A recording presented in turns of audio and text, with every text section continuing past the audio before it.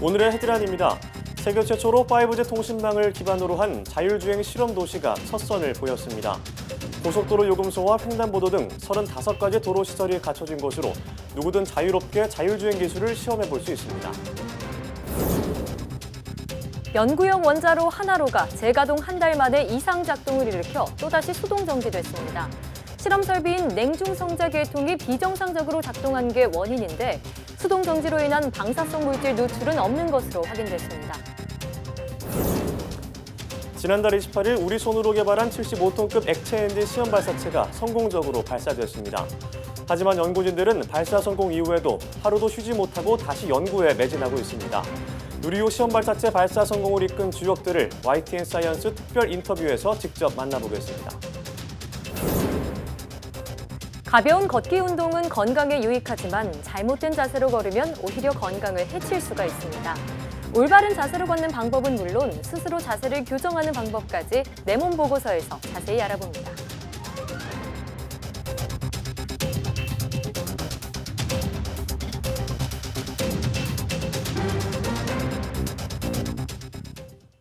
여러분 안녕하십니까? 사이언스 투데이입니다. 오는 2022년이면 자율주행차 관련 시장 규모가 210조 원에 달할 것으로 예상됩니다. 세계 유수 기업들의 기술 개발 경쟁도 한창인데요. 세계 최초로 5G 통신망을 기반으로 한 자율주행 실험 도시 K-시티가 첫 선을 보였습니다. 이하린 기자가 다녀왔습니다. 지난 2월에 개봉돼 인기를 누린 영화입니다. 아프리카에 있는 여주인공이 우리나라 부산에 있는 무인 차량을 원격 조정하며 범죄자를 추격합니다. 이른바 원격 조정 자율주행차인데 우리나라도 이런 차량을 실제 도로에 도입하기 위해 첫걸음을 뗐습니다. 도로에서 아이가 튀어나오면 자동차가 자동으로 급정거하고 터널 밖에서 멈춰있는 고장 차량을 스스로 감지합니다. 자율주행차와 관련된 거의 모든 실험을 할 수 있는 가상도시 K-시티가 1년 4개월 만에 베일을 벗었습니다. 32만 제곱미터, 여의도 면적의 8분의 1 수준으로 고속도로 요금소와 나들목, 도심 횡단보도, 주차 빌딩, 어린이 보호구역 등 35가지의 시설을 갖췄습니다. SK텔레콤과 KT, 현대차 등 9개 업체가 제작한 자율주행차를 통해 각종 실험이 구현됩니다. 미국의 MCT, 일본의 J타운 등 외국에도 자율주행차 시험장이 운영되고 있지만 5G 기술을 접목한 건 K-시티가 처음입니다. 통신 사각지대에서도 안전성을 확보할 수 있는 통신 시설 이런 것들에 한 310억 원을 추가로 투입해가지고 저희가 이 K-시티를 좀 고도화할 그런 계획으로 있습니다. 자율주행차와 도로 인프라가 실시간 통신으로 주변 상황을 공유하는 자율협력주행 방식으로 운영되는데 민간 기업이나 학계도 자유롭게 이용할 수 있습니다. 국토부는 자율주행차 관련 산업을 육성하기 위해 K-시티 인근에 4차 산업혁명을 지원하는 산업단지를 오는 2021년까지 23만 제곱미터 규모로 조성하겠다고 밝혔습니다. YTN 이하린입니다. 보이저 2호가 인류 역사상 두 번째로 태양계를 벗어났습니다. 나사 미 항공우주국은 지난 1977년 8월 20일 발사된 보이저 2호가 41년 동안 297억 7,200만 킬로미터를 비행한 끝에 태양권 계면을 벗어나 인터스텔라, 즉 성간 우주에 진입했다고 밝혔습니다. 태양권 계면이란 태양풍의 영향이 없어지는 경계 부분으로 나사는 보이저 2호의 주변에 태양풍이 지난달 5일부터 급격히 줄어들다가 현재 전혀 측정되지 않아 성간 우주 진입이 확인됐다고 밝혔습니다. 보이저 2호보다 16일 늦게 발사된 보이저 1호는 더 빠른 궤도를 선택해서 지난 2012년 성간 우주에 진입했지만 장비 고장으로 태양풍 측정은 하지 못했습니다. 한국원자력연구원은 연구용 원자로 하나로 실험 설비 가운데 하나인 냉중성자 계통이 비정상적으로 작동해 원자로를 수동 정지했다고 밝혔습니다.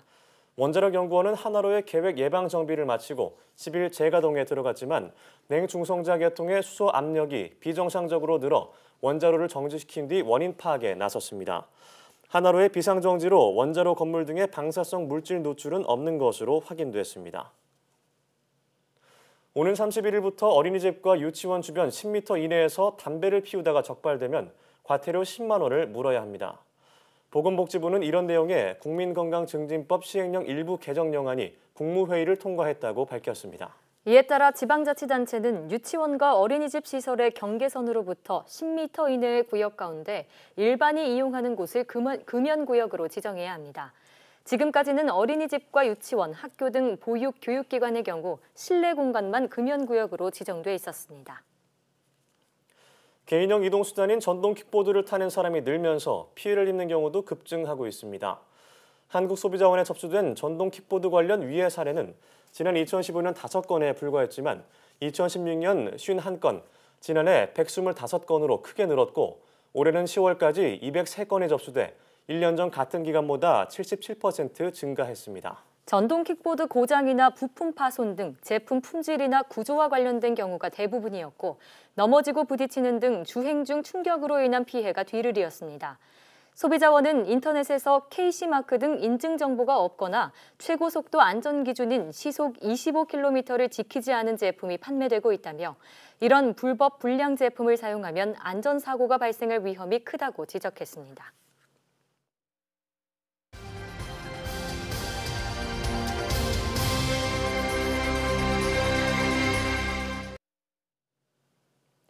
우리가 독자 개발한 75톤급 액체 엔진 발사체가 성공적으로 발사된 것이 지난달 28일이었죠.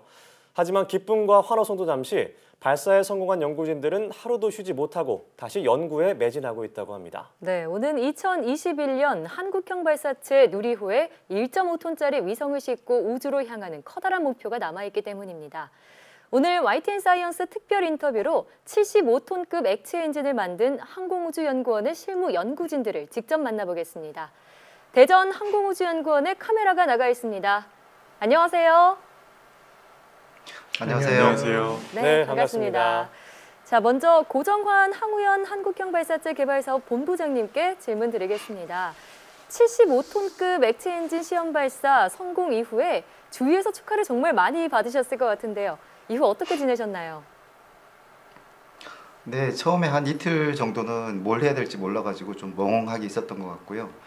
지난주부터는 저희가 이제 일상생활로 점점 복귀를 하고 있습니다. 시험 발사체 발사는 저희가 이제 어떤 결론이 아니라 우리가 개발을 진행하는 과정이기 때문에 아직도 할 일이 많이 남아 있습니다. 그래서 지금은 일상생활에 완전히 복귀를 했습니다. 네, 그렇군요. 저희 카메라가 나가 있는 곳이 발사체를 쏘아올린 고흥의 나로우주센터가 아닌 대전의 항공우주연구원입니다. 이곳에서는 어떤 업무를 하고 계신 건가요? 네, 기본적으로 발사체 설계하고 해석하는 부분은 저희가 대전에 있는 여기 사무실에서 진행을 하고요. 그 엔진 시험이나 발사 같은 경우는 나로우주센터에서 진행을 하게 됩니다. 네. 지금 저희는 그 시험 발사체 비행 중에 계측된 데이터를 여기 가지고 와서 대전에서 분석하는 작업을 진행하고 있습니다. 예. 데이터 분석 작업 중이셨군요. 자, 저희가 엔진 시험 발사체를 발사하는 날 현장 분위기를 그날 생생하게 전해드리기는 했는데요. 자, 그때 실제 현장에 계신 분들이 느끼셨던 당시 내부 분위기가 어땠는지 궁금하거든요. 네, 아침부터 저희가 발사 운영했을 때는 다들 많이 연습을 했었기 때문에 차분하게 다 진행을 한 것 같습니다. 그런데도 이제 발사 10분 전 저희가 이제 발사 자동 시퀀스라고 하는 그 운영 모드에 돌입했을 때는 다들 긴장감이 역력했었던 것 같고요. 네. 카운트다운과 더불어 이제 엔진 점화, 그다음에 성공적으로 이륙했을 때 사실 다들 기뻐했습니다. 그렇지만 저희가 최고 비행 고도 도달할 때까지는 계속 긴장한 상태로 저희가 발사 운영에 임했었고요. 네. 저희가 세워놨던 그 목표 성능까지 달성했다는 그 사실을 확인했을 후에 이제 다들 기뻐하고 박수치고 또 악수도 하고 서로 격려하고 했던 것 같아요. 그리고 발사 운영이 끝났을 때 저희가 이제 그 발사하는 장면들을 계속 모아보면서 서로가 또 계속 감격을 이어갔던 것 같습니다. 네, 그렇습니다. 그 누구보다 감격하셨던 것 같은데요. 네. 자, 시험 발사와 관련해서 기억에 남는 에피소드가 있다면 어떤 게 있을까요? 네, 엔진을 개발하는 사람으로서는 가장 기억에 남는 거는 이제 아무래도 2016년 4월 6일 날 저희들이 처음으로 75톤 엔진을 시험했을 때가 기억에 남긴 하지만 네. 특히나 이번 여름이 기억이 많이 남는 것 같습니다. 그 이유는 저희들이 이제 발사하기 전에 최종 리허설을 하는데 그 최종 리허설을 하면서 또 그 보통 이제 한 번 정도 하지만은 저희들은 이제 그 중간에 뭐 문제도 있고 해서 한 3번 정도를 했습니다. 그러면서 그 바쁜 와중이기 때문에 각 그 개인들이 좀 희생을 하셔서 주말 근무도 하시고 또 이번 여름이 굉장히 뜨거웠는데도 불구하고 그 뜨거운 여름을 진짜 불태운 연구원들이 굉장히 많습니다. 네. 예. 네, 그 최종적으로 이제 저희들이 이제 3차를 하면서 거기에다가 마지막 장착하는 부품들이 있는데 저희들 연구원들이 거기에다가 잘 가라라는 말을 써서 네. 썼던 기억이 납니다. 네. 자, 이렇게 연구원 여러분들의 노고에 대해서 말씀을 해주셨는데 시험 발사가 진행되는 동안에도 여러 가지 어려움들이 많았을 것 같거든요. 가장 힘드셨던 게 어떤 건지 말씀 들어볼 수 있을까요? 네, 뭐 저희 발사체 개발하면서 참여했던 모든 분들이 다 맡은 바 최선을 다했던 것 같습니다. 네. 다들 고생 많이 했는데 사실 저희가 아무리 열심히 해도 어쩔 수 없는 부분이 있습니다. 그게 바로 날씨인데요. 올여름 유난히도 그 뜨겁고 더웠던 그 날씨 속에서 저희가 발사체를 발사대에 한 달 이상 세워놓고 발사 운영 준비를 했었습니다. 네. 그 과정에서 이제 너무 예상치 못하게 뜨거운 날씨 때문에 저희가 그 발사체를 보호하기 위한 조치도 또 별도로 했어야 했고요. 또 올여름은 또 뭐 태풍도 많이 발생했던 것 같아요. 특히나 네. 기억 남는 그 태풍 솔릭이 왔을 때는 네. 강한 비바람과 함께 이게 몰아쳐서 저희가 발사체를 보호하기 위해서 발사체를 대피시키는 그런 작업도 했었고요. 그런 날씨로 인해서 저희 일정이 또 이렇게 뭐 약간 지연되거나 이런 우려도 많이 있었습니다. 그래서 그러한 날씨를 저희가 극복하려고 또 많이 신경 썼던 부분도 있었고요. 다행스럽게 그 발사할 때도 날씨가 굉장히 중요한데 이번에는 발사하는 날 굉장히 날씨가 저희를 많이 도와준 것 같습니다. 그래서 많이 마음 놓고 발사할 수 있었던 것 같습니다. 네, 정말 올해 날씨가 병주고 약졌다 이렇게 볼 수 있을 것 같은데요. 네. 자, 이번 시험 발사 성공은 우리 순수 기술로 성공했다는 점에서 큰 의미가 있다고 할 수 있을 것 같은데요. 자, 이번 시험 발사를 통해서 우리가 확보한 핵심 기술은 어떤 게 있을까요? 네, 우주 발사체에 있어서 그 액체 로켓 엔진 기술의 확보가 가장 중요한 부분이라고 할 수 있을 것 같습니다. 이번 시험 발사체 비행 시험을 통해서 저희는 한국형 발사체의 기본이 되는 근간이 되는 75톤 엔진의 성능과 기능을 확인할 수 있었고요. 이를 기반으로 해서 저희는 앞으로 한국형 발사체 개발에 더 매진할 수 있을 것 같습니다. 그리고 또한 이 정도의 그 중대형 엔진을 우리 손으로 설계, 제작할 수 있는 나라는 전 세계에 10곳 정도도 되지 않기 때문에 네. 큰 자부심을 느끼고 있습니다. 네. 자, 정말 여러모로 우리 기술로 엔진 시험 발사체를 발사했다, 또 거기에 성공했다라는 게 참 뿌듯한데요. 발사체와 관련해서 이렇게 기술 자립을 이뤄낸 국가가 전 세계 10개국도 안 된다고 하셨는데 이렇게 무척이나 어려운 이유가 무엇일까요? 그 발사체의 기원을 보면은 제2차 세계대전 때의 그 독일의 V2 로켓을 기원으로 잡을 수가 있습니다. 그러한 그 전시 상황에서 미사일로 사용됐기 때문에 이 부분은 각 발사체를 개발하는 국가들에서 전략적인 기술로 분류가 되어 있고요. 그래서 국가와 국가 간의 기술 이전이 매우 어렵습니다. 또한 또 하나의 이유는 발사체 같은 경우는 운용되는 환경 자체가 굉장히 극한 환경에서 사용이 됩니다. 네. 뭐 엔진을 예를 들자면은 엔진의 연소 온도는 약 한 3,300도씨 정도가 되고요. 그 다음에 거기에 산화제가 주입이 되는데 산화제 같은 경우는 영하 183도의 극한 환경에서 전체적으로 운영이 되고 있습니다. 네. 그러다 보니까는 그 내부 안에서 모든 극한 환경들이 약간의 기술 유출만으로도 개발하려고 하는 그 나라에서 기술적인 점프를 할 수가 있습니다. 그렇게 되면 이제 서로의 기술 차가 없어지면 상당히 좀 위협이 될 수 있기 때문에 또 그런 것들을 이제 선진국에서는 막고 있고요. 그리고 또 하나는 이게 발사가 되면은 전체적으로 운영 환경 자체가 대기로 날아가야만 우리가 검증을 할 수 있는 부분이 상당히 많습니다. 근데 네. 저희들이 개발할 때는 지상에서 하기 때문에 그 부분들이 이제 최대한 극한적으로 시험을 해봐야만 알 수 있는 것들이 많아서 상당히 어렵고요. 근데 그런 것들을 우리가 찾아가야 되기 때문에 예산과 시간이 굉장히 많이 필요합니다. 그래서 그런 부분에서 기술 자립이 상당히 좀 어렵다고 말씀드릴 수 있습니다. 네, 그렇군요. 자, 이번 엔진 시험 발사 성공에 있기까지는 지난 2013년이죠. 나로호 때의 경험이 큰 자산이 됐다고 볼 수 있을 것 같은데요. 당시 러시아 연구팀과의 공동 연구 과정에서 얻은 성과 어떤 게 있을까요? 네, 나로 개발할 때 사실 초기부터 저희 연구진 일부는 그 러시아에 파견을 직접 가서 러시아 연구진들하고 같이 사업을 진행을 했었고요. 네. 그리고 실제 이제 발사를 위해서는 또 러시아 연구진들이 그 나로 우주센터에 대거 이제 파견을 왔습니다. 그래서 같이 발사 운영을 했었고요.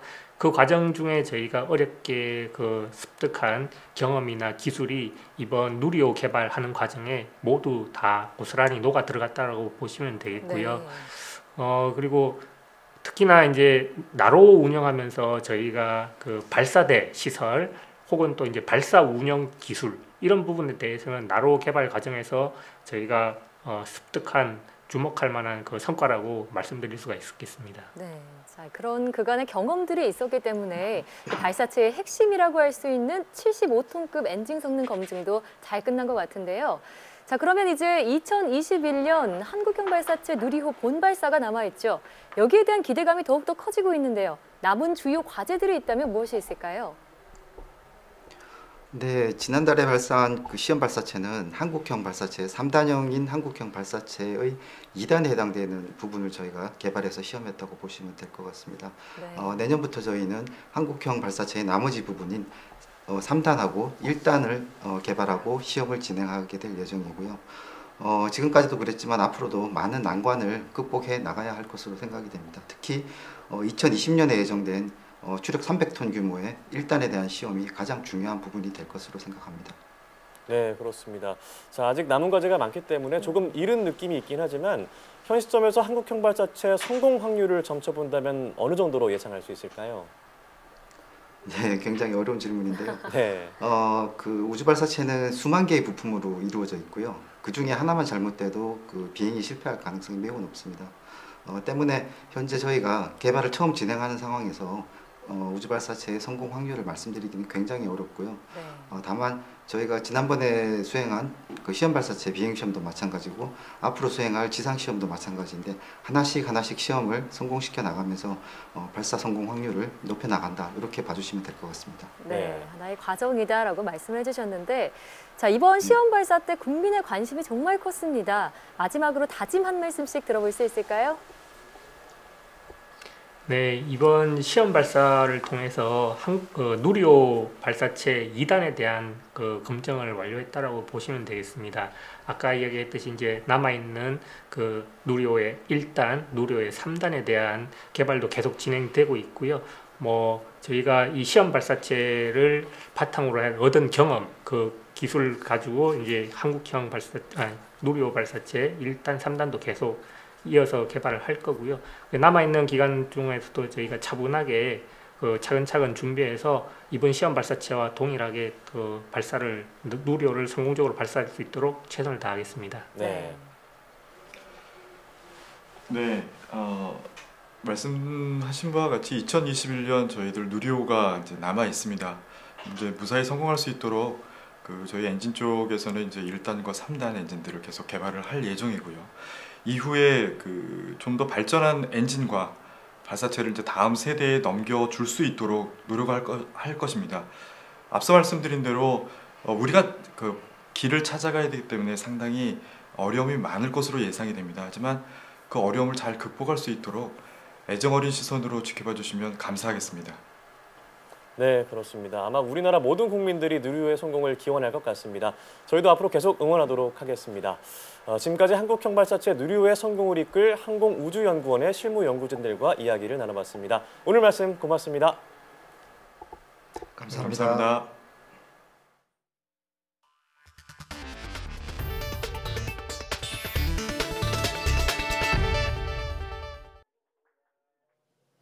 (10억분의 1m인) 나노미터 소자의 내부 깊은 곳까지 측정할 수 있는 고감도 현미경이 개발됐습니다. 반도체나 전자소자의 구조를 광학적으로 방법으로 영상화하는 기술인데요. 우리나라 반도체 산업에 도움을 줄 전망입니다. 이정우 기자입니다. 물질을 나노미터 수준으로 관찰하는 대표적 장비가 원자힘 현미경입니다. 시각장애인이 손으로 더듬어 정보를 파악하듯 현미경의 탐침이 물질을 눌러 훑으면서 3차원 영상을 얻는 원리입니다. 원자임 현미경은 표면의 형상은 알 수 있지만 내부 깊은 곳에 결함을 파악할 수 없다는 게 한계입니다. 국내 연구진이 반도체나 전자소자의 구조를 광학적 방법으로 영상화하는 광유도력 현미경을 개발했습니다. 기존에는 이걸 항상 열어봐야 됐었거든요. 열어봐야지만 저희가 안에 뭐가 있는지 알았는데 열지 않고 비파괴적으로 비침습적으로 저희가 확인할 수 있는 방법입니다. 광유도력 현미경은 간편하고 쉽게 반도체 소자 안에 공극이라는 기포 등 오염 부분을 확인할 수 있습니다. 원자임 현미경처럼 간단한 방법을 사용하면서도 레이저를 동원해 150나노미터 깊은 곳까지 파악할 수 있습니다. 또 오염물질이 신호 변화를 증폭시켜 오히려 해상도를 높인다는 사실도 확인했습니다. 소자 내부를 초음파로 진단하듯 자세히 살펴볼 수 있는 고감도 현미경 기술은 반도체 생산성을 크게 높일 것으로 보입니다. 비파괴적인 방법으로 공정의 불량률을 줄일 수 있기 때문입니다. 지금 이렇게 새로 개발된 기술은 빛을 측정하는 대신 그 시료의 반응을 힘으로 측정함으로 해가지고 훨씬 감도를 높였다는 데 특징이 있습니다. 물질 내부를 간단하게 파악할 수 있는 이번 연구 결과는 네이처 자매지 빛 과학과 응용에 실렸습니다. YTN 이정호입니다. 국내 연구진이 PC에서도 얼굴로 본인 인증을 해 온라인 결제를 할 수 있는 기술을 개발했습니다. 한국전자통신연구원은 웹 브라우저에서 얼굴을 인증 수단으로 사용하는 블루투스 기반의 간편 인증 기술을 개발했다고 밝혔습니다. 이 기술을 이용하면 PC나 노트북에서 스마트폰을 블루투스로 연결해 얼굴로 본인 인증한 뒤 온라인 쇼핑과 은행 거래 등을 자유롭게 사용할 수 있습니다. 또 안드로이드와 iOS용 두 가지로 모두 제공돼 대부분의 스마트폰에서 동작하며 자체 개발한 경량화 얼굴 인증 기술을 탑재해 편의성도 높였습니다. 연구진은 익스플로러나 크롬과 같은 웹브라우저가 개선되면 내년 상반기에 이 기술이 상용화할 수 있다고 설명했습니다. 앞으로 약국이 아닌 인터넷 등 온 오프라인에서 의약품을 판다고 광고하거나 알선만 해도 처벌을 받게 됩니다. 또 제약사가 불량 의약품에 대한 자진 회수 명령을 어겨도 처벌을 감수해야 합니다. 식품의약품안전처는 이런 내용의 약사법 개정 법률을 공포하고 6개월에서 1년 후에 시행한다고 밝혔습니다. 이에 따라 내년 12월부터 인터넷 등에서 의약품을 판매하는 행위뿐 아니라 광고하거나 알선하더라도 1년 이하의 징역이나 1,000만 원 이하의 벌금이 부과됩니다. 또 내년 12월부터 제약사와 의약품 판매회사가 식약처로부터 강제 회수 명령뿐 아니라 자진 회수 명령을 받은 불량 의약품을 회수하지 않으면 3년 이하의 징역이나 3,000만 원 이하의 벌금을 물게 됩니다. 장수의 상징으로 알려진 바다 거북은 전 세계적으로 7종이 있지만 모두 멸종위기종으로 지정돼 있는데요. 국내 연구진이 7종의 바다거북 가운데 하나인 매부리 바다거북의 인공 번식에 성공했습니다. 이혜리 기자의 보도입니다. 뾰족하게 구부러진 단단한 부리. 하늘을 나는 포식자 매의 부리를 닮아 매부리 바다거북으로 불리는 종입니다. 전 세계적으로도 멸종 위기종으로 지정된 매부리 바다거북이 국내의 한 수족관에서 종족 번식에 성공했습니다. 첫 산란에서 어미 거북이 낳은 알은 모두 150여 개. 이 가운데 24마리의 새끼 거북이 알을 깨고 세상에 나왔습니다. 태어나 처음 하는 헤엄이 어색한 듯 물 위를 떠다니더니 어느새 수조 곳곳 모래사장 구석구석을 누비고 다닙니다. 연구 목적으로 싱가포르에서 들여온 매부리 바다거북이 이렇게 국내 수족관에서 알을 낳은 건 이번이 처음입니다. 최대한 자연 그대로의 바다 환경을 조성해준 노력 덕분이었습니다. 자연광이 들어오는 수온이 맞는 수족관 안에서 다른 바다거북들에게 방해받지 않는 장소여야 되므로 수조도 굉장히 커야 되고 모래 산란장도 크게 있어야 되기 때문에 공간의 제약이 많이 있습니다. 이번에 태어난 새끼 거북은 스스로 먹이 활동을 할 수 있을 때가 되면 자연으로 돌려보내집니다. 연구팀은 바다로 보내는 새끼 거북에 GPS 추적기를 붙여 방류된 거북의 초기 생태 연구도 이어갈 예정입니다. YTN 사이언스 이혜리입니다.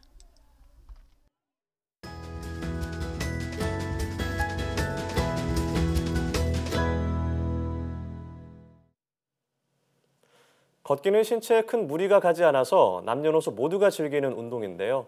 하지만 오래 걷는 것보다 바르게 걷는 것이 무엇보다 중요하다고 합니다. 네, 오늘 내 몸 보고서에서는 올바르게 걷는 방법에 대해 알아보겠습니다. 한양대학교 류마티스병원 관절재활의학과 박시복 교수와 함께합니다. 어서 오세요. 네, 안녕하세요. 네, 자 걷기가 건강에 좋다고는 하는데 잘못된 걸음걸이는 오히려 건강을 해친다고 하더라고요.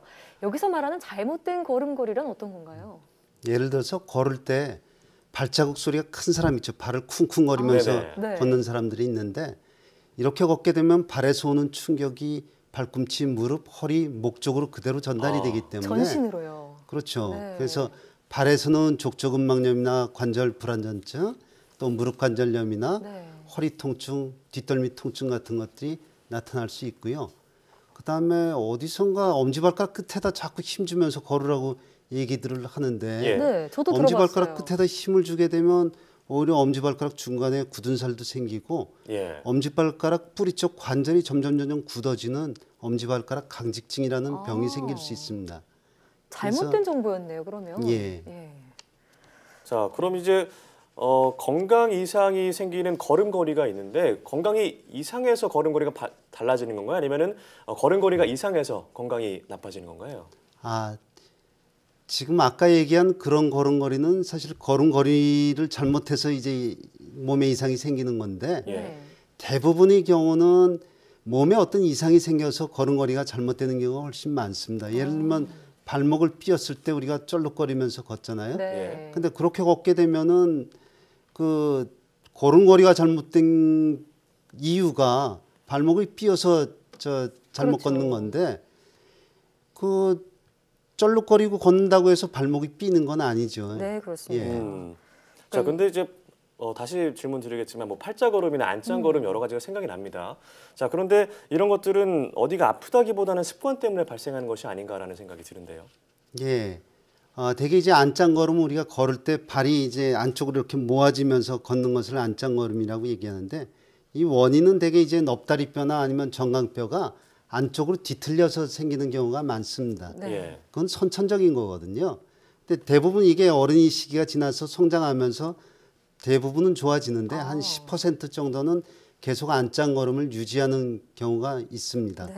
근데 중요한 거는 뭐냐면 이 안짱걸음을 하는 아이가 앉을 때 자세가 그 무릎 꿇고 앉을 때 엉덩이가 바닥에 닿으면서 무릎 모양이 W자 형태가 되게 앉는 아이들이 있거든요. 근데 그렇게 앉으면 이 안짱걸음이 더 심해지기 때문에 그렇게 앉는 자세는 좀 피하게 만들어야 됩니다. 그리고 성인의 안짱걸음은 되게 엉덩이 관절이 안쪽으로 틀어지면서 그 오래 걷게 되면 아킬레스건의 작용이 좀 덜하게 되고 발목이나 발, 그다음 무릎 관절에 통증을 유발하는 경우가 많습니다. 반대로 이제 팔자걸음 같은 경우는 우리가 걸을 때 발의 각도가 이렇게 바깥쪽으로 15도 이상 벌어지는 상태를 얘기를 하는데요. 갑자기 뭐 체중이 늘거나 아니면 골반이 벌어지거나 몸이 좀 불안정할 때 사실은 이렇게 팔자로 걷게 됩니다. 그래서 이렇게 체중이 갑자기 늘어나는 사람들은 이제 배가 또 되게 앞으로 나오잖아요. 그러면 골반이 앞으로 쓰러지고 앞쪽으로 기울어지면서 이 사람들이 걸을 때는 허리를 뒤로 많이 젖히게 됩니다. 그래서 척추 후관절 쪽에 염증이 생기는 근골격계 통증을, 근골격계 질환을 유발시킬 수 있습니다. 그러니까 몸에 변형이 생기면서 걸음걸이가 이상해지고 또 그 걸음걸이 때문에 또 몸에 이상이 생기고 악순환이 반복되는 것 같은데 아이들의 경우에는 이렇게 잘못된 걸음걸이를 걸을 경우에 성장을 좀 방해하는 요인이 되지 않을까 싶어요. 네, 맞습니다. 아이들의 경우는 걷는 모양새가 정상인과 많이 다르다고 생각하면은 그 똑바로 섰을 때 발목이 휘어지거나 무릎이 휘어지거나 아니면 골반이나 어깨의 높이가 서로 다르다고 판단이 되면은 가까운 재활의학과나 정형외과에 가서 진료를 받아보시는 것이 좋습니다. 왜냐하면 이미 어깨 높이가 좀 다르다고 생각이 들면은 체형이 이미 틀어지기 시작한 경우거든요. 근데 이 어릴 때 아주 미세하게 틀어진 체형이 뼈대가 점점 닳아가면서 더 심각해지고 그다음에 성장도 방해가 되고 네. 결국 척추측만증 같은 것이 생기면서 그 아주 고생할 수 있습니다. 측만증까지요. 그럼 정말 올바르게 걷는 것이 무엇보다 중요한 것 같은데요. 사실 저희는 내가 잘 걷고 있는가 잘 모르는 분들이 많을 것 같아요. 맞아요. 본인이 잘 걷고 있는지 확인하는 방법이 있을까요? 거울을 전신 거울을 좀 이용을 하면 됩니다. 전신 거울 앞에 자기가 똑바로 섰을 때 예. 정면과 측면에서 좀 관찰을 하면 되는데요. 앞에서 볼 때 손을 엉덩관절 옆으로 좀 편안하게 내린 상태에서 어깨의 높이를 양쪽이 같은지를 좀 확인을 합니다. 그리고 옆에서 봤을 때는 이제 귓구멍, 네. 어깨, 엉덩관절, 무릎, 발목이 서로 일직선에 놓여 있는지 예. 좀 보시면 되고요. 네. 그다음에 배가 혹시 많이 나온 사람들은 허리 뒤쪽에 그 곡선이 너무 심하게 파여 있지는 않은지 네. 좀 확인하시는 게 좋습니다. 집에 전신 거울이 있다면은 거울을 통해서 확인하는 것도 좋겠네요. 예. 그 외에도 신발을 살펴보면 어느 부분이 닳았는지를 확인해서 내 걸음걸이가 좀 이상하다라는 걸 판별할 수 있다고 하는데 네. 자세히 설명해 주시죠. 예, 신발 바닥을 보면 그 사람의 걸음걸이를 알 수가 있습니다. 그래서 신발 뒤쪽 바닥면이 많이 대개는 많이 닳고 예. 앞쪽이 이제 전반적으로 고르게 닳아 있으면은 우리가 정상적인 보행이라고 얘기를 하는데요. 뒤쪽이 많이 닳아 있으면 정상인 거군요.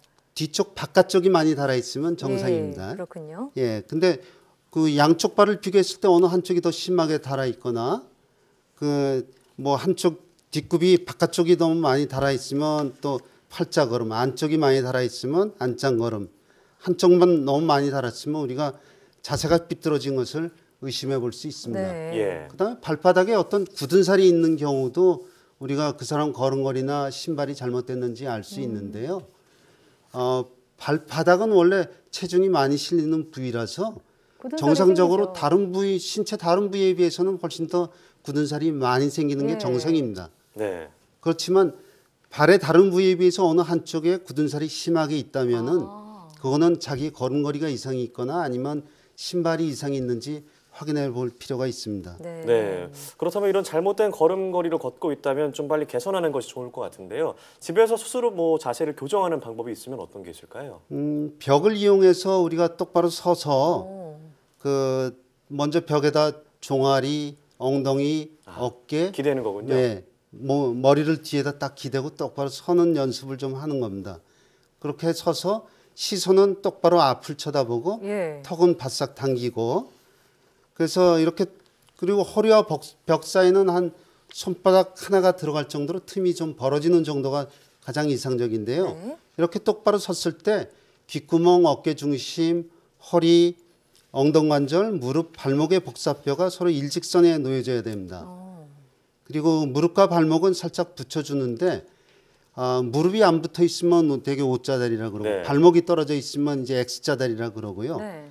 그리고 발 뒤꿈치도 딱 붙이고 발 앞쪽은 엄지발가락 쪽은 그 주먹 하나가 좀 들어갈 정도로 좀 V자로 벌려주는 것이 좋습니다. 양발 사이에요. 예. 네. 그리고 나서 배를 좀 안으로 집어넣도록 복근에 좀 힘을 주고 서 있으면은 올바른 자세가 됩니다. 그렇군요. 근데 간혹 이제 벽에서 이 허리가 많이 떨어지신 분들이 있거든요. 예. 그건 이제 요추 전만증이라고 해서 그런 사람들은 골반이 앞쪽으로 기울어져 있는 사람들이고 이런 사람들은 아까 똑바로 선 자세에서 무릎을 천천히 구부렸다 폈다 하면서 네. 그 허리가 등에 벽에 딱 닿을 수 있도록 네. 유지시켜주는 운동을 하면은 좀 교정이 될 수가 있습니다. 네, 지금까지 뭐 자세 교정 방법 말씀하셨는데 걸음걸이를 할 때 올바른 걸음걸이 구체적으로 어떻게 해야 올바른 걸음걸이인가요? 또 올바르게 걷는 것은 아까 올바르게 서 있는 자세의 상체는 똑같습니다. 단지 팔만 좀 자연스럽게 움직이는 건데요. 네. 팔꿈치는 한 그 L자가 되거나 아니면 약간 V자가 되도록 예. 자연스럽게 흔들어 주시면 되고요. 예. 상체는 아까처럼 똑바로 세우시고 그다음에 발 모양은 정확하게 11자를 뭐 맞추라고 하는 사람들도 있는데 굳이 11자를 맞출 필요는 없습니다. 약간 아까 주먹 하나가 들어갈 정도로 엄지발가락을 좀 벌려서 팔자 걸음을 하는 것이 좋고요. 그다음에 체중이 실리는 것이 발 뒤꿈치부터 먼저 닿고 발바닥이 전체가 닿고 엄지발가락 뿌리 쪽에 체중이 실려서 이동하는 것이 좋습니다. 중요한 건 엄지발가락 끝에는 좀 가능한 힘을 덜 줘야지 엄지발가락 강직증을 예방할 수 있습니다. 네, 그러니까 일단 올바르게 선 자세에서 발 뒤꿈치부터 내딛는 연습을 하는 게 좋겠네요. 예. 네, 자 지금까지 한양대학교 류마티스병원 관절재활의학과 박시복 교수와 함께했습니다. 오늘 말씀 고맙습니다. 예, 네, 감사합니다. 고맙습니다.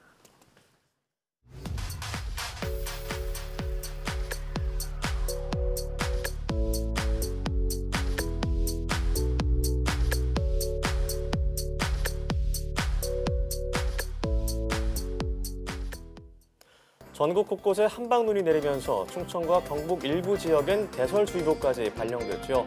이럴 땐 빙판길 사고를 주의해야 합니다. 네, 손을 호주머니에 넣고 다니기보단 장갑을 끼는 게 더 안전하고요. 어두운 곳과 그늘은 빙판이 잘 보이지 않기 때문에 다닐 때 특히 조심해야 합니다.